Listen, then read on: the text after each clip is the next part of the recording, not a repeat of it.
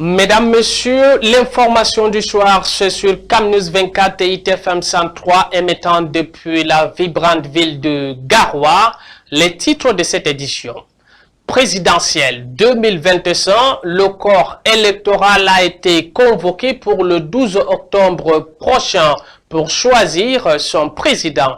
Cependant, dans la capitale politique à Yaoundé, l'enregistrement des retardataires sur les listes électorales est source de tensions vivaces, notamment avec la fermeture imminente des bureaux d'enregistrement ce vendredi 11 juillet 2025 à 15h30 par Elections Cameroun. Les détails en ouverture de ce journal. Nous parlerons également de la situation dans le Moyen-Orient. À l'étranger, des frappes aériennes israéliennes ont tué au moins 28 Palestiniens dans la bande de Gaza, dont 4 enfants. Selon des responsables hospitaliers, les victimes incluent des enfants et 2 femmes. Parmi les au moins 13 personnes tuées à Deit al-Bala dans le centre de Gaza. Retour sur image dans ce 20h. Voilà pour le sommaire de cette édition. On se retrouve après la transition.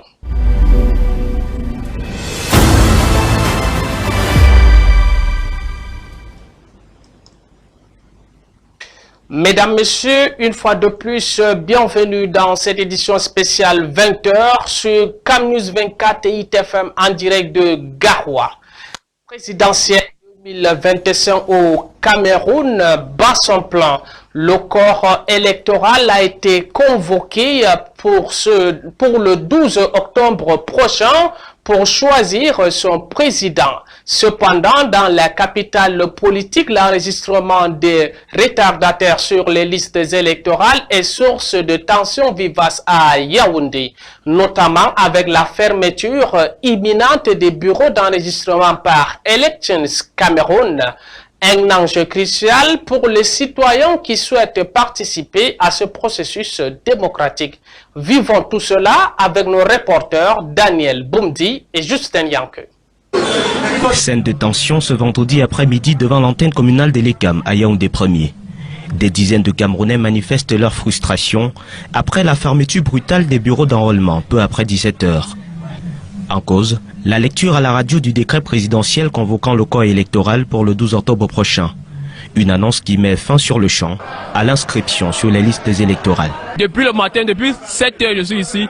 Je n'arrive pas à m'inscrire parce que les enfants des gens viennent avant moi et maintenant me disent que je ne peux plus m'inscrire. Mais on est surpris que dès qu'on arrive, d'abord le matin à diminuer les kits pour aller ailleurs, on ne sait pas dans quelle destination. Et subitement, il dit maintenant que le corps électoral est convoqué avec tout ce monde aussi qui rêve du changement. Nous sommes là depuis 7 heures. À quelques rues de là, dans d'autres quartiers de Yaoundé, le même décret est accueilli avec soulagement, parfois même avec enthousiasme. On attend ça depuis, vraiment, je pense que ça a même été tard de convoquer ça dès aujourd'hui. Nous sommes prêts, nous attendons ça depuis. Nous sommes dans un pays où les choses augmentent de jour en jour et on ne comprend plus rien. Alors le panier de la ménagère, c'est trop difficile. Dans les conversations, une attente, celle d'un scrutin transparent, apaisé et respecté par tous les acteurs. C'est que tous les Camerounais aillent s'inscrire, aillent voter et contrôlent leur vote.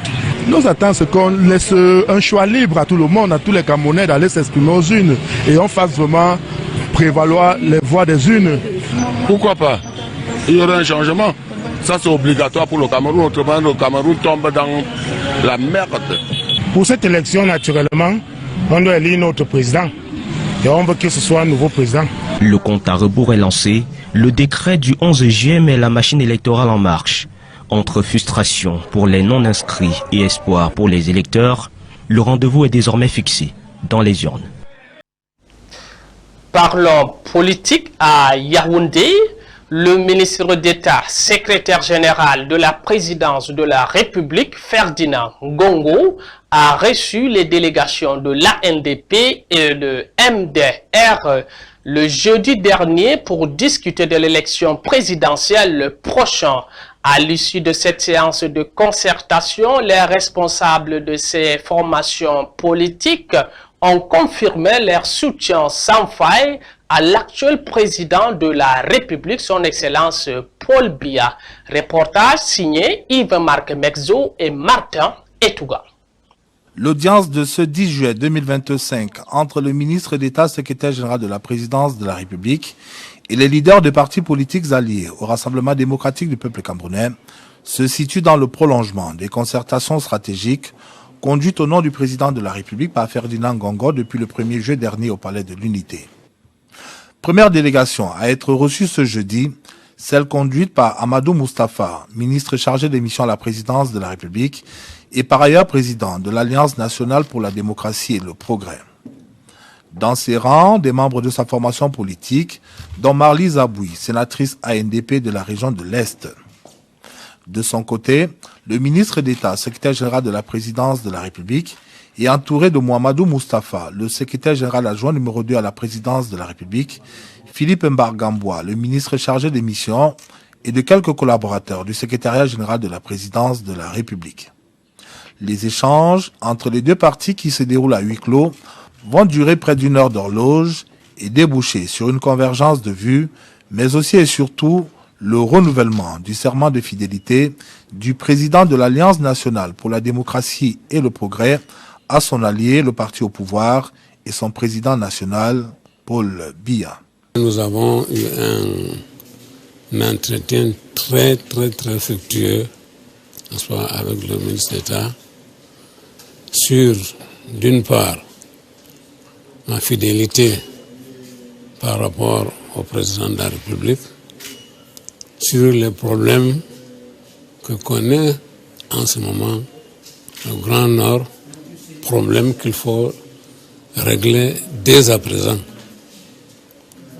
En ce qui concerne ma fidélité, je voudrais vous dire tout de suite que beaucoup de bruits ont couru. Beaucoup de bruits ont couru. Moi-même, j'ai vu des photos où j'étais un des 3 partants. Bon. Heureusement, il n'y a que 2 partants. Le 3e que je suis n'est pas parti et ne partira pas. Je suis un allié fidèle. J'ai soutenu le président Biya depuis bientôt 20 ans. Je continue à le soutenir encore jusqu'à là où Allah va arrêter notre collaboration. Ça veut dire qu'en clair, pour qu'il n'y ait pas vraiment de doute dans la tête de certains, je ne me présente pas à la présidence de la République pour octobre 2025. Je soutiens la candidature du président Paul Biya. C'est clair et net. La deuxième délégation est celle du Mouvement pour la défense de la République, MDR en abrégé. En plus de Daïsala Tigana Tassi, elle compte dans ses rangs un sénateur, 2 députés et 3 maires de communes d'arrondissement. Allié du parti au pouvoir depuis plus de 2 décennies, le Mouvement pour la défense de la République entend continuer à cheminer ensemble avec le parti au pouvoir et le président de la République, à qui il promet d'ores et déjà un soutien total et sans équivoque à la prochaine présidentielle. Le MDR a répondu à l'invitation du ministre d'État, secrétaire général de la présidence de la République, qui mène des consultations au nom du chef de l'État en vue des présidentielles 2025. Le MDR réitère ici son soutien indéfectible et inconditionnel à la candidature du chef de l'État. Le MDR sera toujours à ses côtés et nous pensons que nous allons lui apporter notre soutien et la victoire en octobre 2025. La photo de famille qui constitue l'ultime acte de cette concertation entre le ministre d'État, secrétaire général de la présidence de la République et la délégation du MDR vient comme sceller à nouveau ce pacte de confiance entre Paul Biya et cet allié stratégique. Mesdames, Messieurs, nous vous l'avions annoncé en titre que nous parlerons de la tension qui se vit dans le Moyen-Orient. Je vous dis tout et tout de suite. Des frappes aériennes israéliennes ont tué au moins 28 Palestiniens dans la bande de Gaza, dont 4 enfants ont indiqué ce samedi des responsables hospitaliers. Les enfants et 2 femmes figurent parmi au moins 13 personnes tuées à Deir al-Bala, dans le centre de Gaza, après que des frappes israéliennes ont violemment touché la zone à partir de la fin de la journée de vendredi, selon les responsables de l'hôpital de Maïris al-Darsa. Suivant le récit d'Olivier Faisal. La bande de Gaza, à nouveau frappée par les bombes israéliennes. Les frappes ont visé la ville de Deir el-Bala au centre de l'enclave, mais aussi ce camp de déplacés, plus au sud. Un projectile est venu s'abattre au milieu des tentes. Ils ont dit qu'Al-Mawazi était une zone sûre. Nous sommes donc surpris de voir que c'est devenu une zone de frappe, une zone de mort. Aujourd'hui, ici même, il y a eu plusieurs frappes tuant des gens dans des tentes. En plus du bruit, il y a eu des bombardements continus cette nuit sur Khan Younes et les enfants n'ont pas pu dormir. À l'hôpital voisin, les sacs mortuaires s'entassent. Cette mère a perdu son enfant. Le monde ne veut pas voir comment les gens meurent ici. Des enfants meurent ici. Qui pensez-vous qui meurt ici? Des combattants? Mes enfants sont-ils des combattants? Ils dormaient, assoiffés et affamés. Mon fils m'a demandé du pain. Il est mort sans manger. Des dizaines de personnes ont été tuées dans la nuit dans l'enclave palestinienne. L'armée israélienne annonce avoir frappé 250 cibles ces dernières 48 heures. Des postes de snipers ou des caches d'armes notamment. Pendant ce temps, les négociateurs discutent d'une trêve au Qatar. Des tractations qui patinent. Principal point de blocage, le Hamas demande un retrait des troupes israéliennes, une condition que refuse l'État hébreu, qui voudrait garder le contrôle d'au moins 40% de l'enclave. Depuis fin 2023, plus de 57 800 personnes ont été tuées dans la bande de Gaza, selon les autorités sanitaires, qui estiment que plus de la moitié étaient des femmes et des enfants. Posons nos valises dans le littoral. Les agents de la mairie de Douala 2e ont finalement procédé à la démolition de plus d'une centaine de boutiques au marché des femmes. L'opération s'est déroulée hier matin sous le regard désespéré des commerçants qui ont dénoncé une décision brutale et injuste. Ces derniers font appel à l'aide. Plus de détails dans ce reportage que nous propose Stéphane Ntepe. Du marché des femmes de Douala aux encablures du marché central à Douala 2e, une dame sous une chaise, main sur le menton et le regard évasif. Elle ne digère pas la destruction de sa boutique. Tout comme elle, plus de 100 commerçants ont vu leurs échoppes réduites à néant.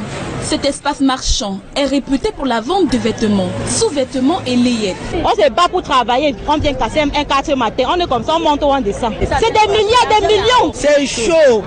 L'argent des gens, nous sommes en pleine rentrée scolaire. Les parents, on va faire comment? Oui, mais c'est même que nous on devient que les bordels ou nos enfants deviennent que les bandits, on ne comprend plus rien. Malgré la pluie et en dépit des barrières de sécurité érigées par les forces de l'ordre, de nombreux commerçants se sont mobilisés pour sauver ce qui pouvait l'être. D'autres se sont même retrouvés sur les toits des boutiques pour récupérer les tôles et planches à proximité des courants de haute tension, malgré les risques d'électrocution. Je retire ce que j'ai pu retirer. Les choses même qu'on a enlevées dans la boutique, on a tout volé. Si on est de dommages, au moins on ne sait pas comment on doit faire. Les marchands en colère crient haut et fort qu'ils n'ont pas été informés de cette opération. Ils l'avaient déjà signifié le 9 juillet après avoir entendu des rumeurs relatives au déguerpissement de leur commerce. C'est comme si ils attendaient que la présidente meure. Parce que ça ne fait même pas une semaine comme on a enterré la présidente. Aujourd'hui, ils sont déjà dans le marché. Ce qui n'est pas normal. Les rumeurs qui circulaient depuis mardi, depuis lundi qu'on viendra casser le marché à 22h. Je pense qu'on a fait un sit-in chez le sous-préfet et tout. On est même arrivé même chez le gouverneur.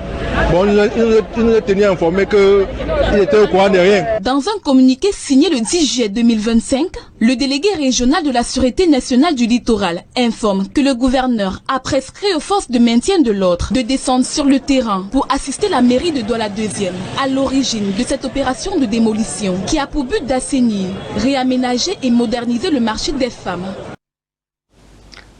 Mesdames, Messieurs, marquons un arrêt dans la capitale politique du Cameroun, bien évidemment Yaoundé, pour parler de cette tragédie qui a frappé le quartier Mokolo en plein centre-ville avec la mort subite d'une fillette de 6 ans, la nommée Elisa. Selon des témoignages, la cause du décès serait attribuée à un empoisonnement. Les circonstances exactes de ce drame restent encore floues et attendent d'être éclairées par les autorités compétentes. Qu'il y ait empoisonnement ou non, la réponse avec Gisèle Abomo. Nous sommes en début de soirée quand Awa, commerçante au marché Mokolo, rentre chez elle après une longue journée. Elle est loin de s'imaginer que ce sont les derniers moments avec sa fille de 6 ans. Ici, je trouver l'enfant à la maison. Elle a commencé à jouer avec mon enfant. Après, la mère de l'enfant a dit que mon enfant, elle ramasse les choses par terre, qu'elle a mangé les choses, le remède des souris. Maintenant, ma fille a dit qu'elle mange, c'est sa fille qui m'a donné. Elle a dit que c'est le piment, elle a mis dans la viande, que c'est le piment, j'ai mangé. Quelque temps après, Elisa, celle qui perdra la vie plus tard, ressent un malaise. Elle se rendra à l'hôpital central. Trop tard. Maintenant, l'enfant dit que mon ventre me fait mal. Elle m'explique, ma, je suis sous. Elle dit que mouf. Tu es sous, tu connais comment les gens sous. À ton âge, tu dis que tu es sous comment. C'est là qu'elle dit à l'enfant qu'il va te coucher, le demain, il va te payer le remède de fer. C'est là que l'enfant commence à trembler, c'est un cri, dit maman, jamais l'enfant à l'hôpital. Après le constat du décès par le médecin, Awa va ramener le corps de sa fille à la maison. Les pleurs vont alerter les voisins et les populations vont réclamer vengeance. Il y avait les wadjo qui faisaient les bruits ici, il y avait les machettes, les goudins, il y avait plus de 1000 wadjo ici là. Après plusieurs tentatives manquées, Thérèse Mbogo, la chef de bloc, va finalement joindre la gendarmerie terre de Tinga qui va se rendre sur les lieux. Après donc, le gendarme, ce n'était pas facile, il a appelé le renfort. 2 gendarmes sont arrivés, ce n'était pas toujours facile, il a encore appelé le renfort. Les 2 sont venus, c'était 5. Arrivé ici, les gendarmes étaient enfermés dans la maison, les wadjo tapaient, les machettes. Awa et Damari sont voisines de chambre au quartier Mokolo à Yaoundé. Elles partagent le salon. Elisa aurait été empoisonnée par Adoumke, une autre gamine de 13 ans, en complicité avec sa mère, selon les témoins. Elle était calme, elle ne paniquait pas, elle buvait le jus, elle nous marquait. Chaque 2 minutes, elle nous sortait une histoire. Chaque 2 minutes, elle sortait une histoire. Sa mère était calme, elle montait, elle descendait. À la gendarmerie terre de Tinga, le sous-officier Narcisse Langa, en charge de cette enquête, nous a permis de discuter avec Adoumke, la présumée assassine. Elle est accompagnée de sa mère, sa potentielle complice. Les 2 sont en garde à vue.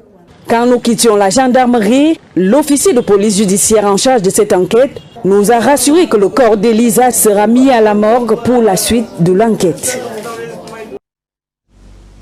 Restons toujours dans le centre, mais cette fois-ci pour parler des coupures d'électricité intempestives par la société mère. Il s'agit d'Eneo qui plonge la population dans un cri de désespoir.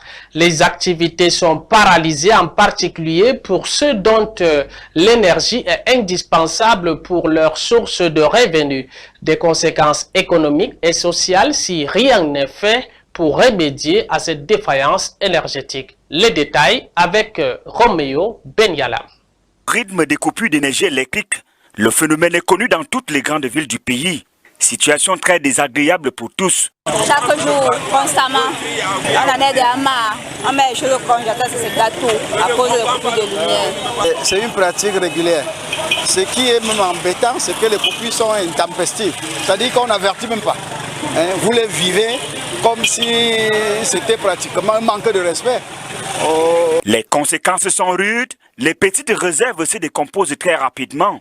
Les élèves n'arrivent pas à apprendre leurs leçons. Bref, tout change dans les familles, principales victimes de ces coupures intempestives. À un moment, on peut faire même 3 jours sans lumière. Les enfants n'arrivent pas à apprendre. Si tu as quelque chose dans le frigo, ça se gâte. Ça nous dérange. Quand on coupe la lumière, on est obligé d'acheter les bougies et les lampes solaires aussi. Plusieurs structures privées et publiques interviennent pourtant dans la chaîne de production et de distribution de l'énergie électrique au Cameroun. Des structures bien contrôlées par le gouvernement qui devrait être à l'écoute des populations. Ce que je peux dire au gouvernement, c'est de voir comment faire pour mettre les barrages en marche. Hein? Le gouvernement camerounais a construit tellement de barrages, mais apparemment il n'y a rien qui en marche. Oui. Le Cameroun avait pourtant lancé un vaste chantier de construction des barrages hydroélectriques. Les travaux achevés, mais rien n'a changé dans le quotidien des citoyens. Parlons économie. Mesdames, Messieurs, savez-vous que les importations du maïs ont été multipliées par 3 ces dernières années au Cameroun? En clair, la production locale peine à satisfaire la demande. Comment expliquer cette mesure et quelle situation pourrait réserver la tendance? Élément de réponse dans ce reportage signé Marie-Laurence Niquet. Sur les étals des marchés, comme dans les entrepôts des provenderies, le constat est sans appel. Le prix du kilogramme de maïs dépasse largement 200 francs CFA, une envolée qui traduit un profond déséquilibre, car au Cameroun, la demande annuelle oscille entre 300 000 et 330 000 tonnes, alors que la production locale ne suffit pas. Maintenant, le maïs coûte 300 francs le kilo.